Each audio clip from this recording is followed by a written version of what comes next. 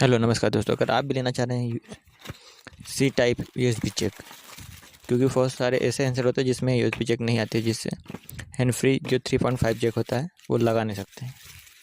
तो उसके लिए सबसे बेटर क्वालिटी का जो मार्केट में मिलता है U&I, वो आप ले जा सकते हैं। उसकी बेटर क्वालिटी आती है, जो मैंने 80 रुपीज़ में परचेज़ किया है ओनली।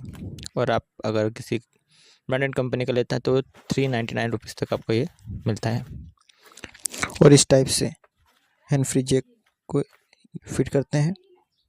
देखिए मैं आपको बताता हूँ। इस टाइप से पुश करना है और आपकी हैंड फ्री जो नॉर्मल थी वो बन गया अब सी टाइप की, और आप इसको यूज़ कर सकते हैं। ऐसे ही इंटरेस्टिंग वीडियो देखने के लिए इस चैनल को सब्सक्राइब कर